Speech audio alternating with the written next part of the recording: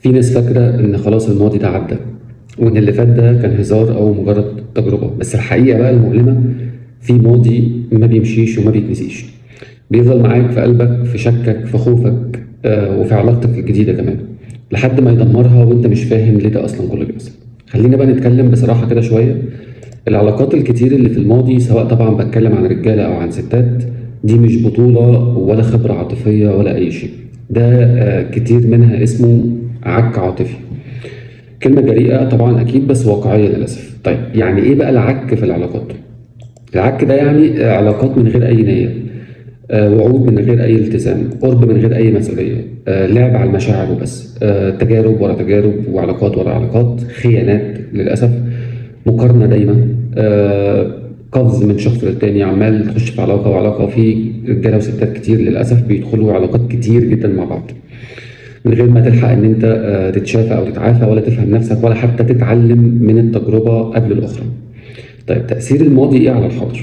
أكتر حاجة بنشوفها في العلاقات الحالية، رقم واحد طبعا للأسف عدم ثقة. اللي اتخذل قبل كده بيشك في اللي قدامه حتى لو محترم وكويس وكل شيء. خوف من الالتزام لأنه اتلسع، أو هو نفسه لسع غيره، يعني سواء كده ولا كده، فهو عنده خوف دايما من الالتزام. مقارنة مستمرة، كل موقف جديد بيتقاس على شخص قديم. أي موقف أنت مريت بيه، أي لحظة أنت أو أنت مريتوا بيها، بتقارن على طول ما بينها وما بين ده، ذكريات على طول بتنط وبتفضل تقارن ما بين الحالي وما بين الماضي، برود او اسوأ في بعض الاحيان، علشان ما وجعتش تاني او ما توجعش تاني او كده.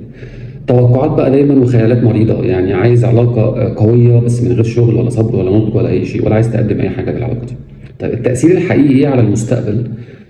الخطر مش بس ان العلاقه دي بتفشل، او الخطر ان الانسان بيفقد ثقته في الحب وبيشك في نفسه وبيبوظ جوازه او علاقته بشريك حياته، بيتعب شريكه قوي قوي قوي قوي، وبينقل الجرح ده للي بعده واللي بعده كانه شيء معدي، وساعتها الالم ده بيتكاثر وجيل عن جيل يعني. طيب خلينا نقول رساله كده للرجل ورساله للست، تمام، او للولد والبنت يعني.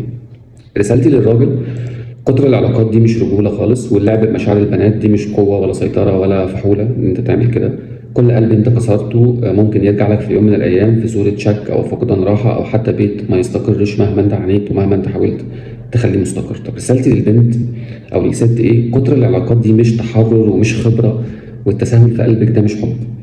قلبك مش محطة تجارب ولا فار تجارب، قلبك ده أمانة، وجسمك كمان أمانة. كل مرة كسرتي فيها نفسك وكسرتي قلبك وكسرتي جسمك علشان ما تخسريش شخص، أو علشان متعة أو شغف التجربة، كنت للأسف بتخسري نفسك وحيائك.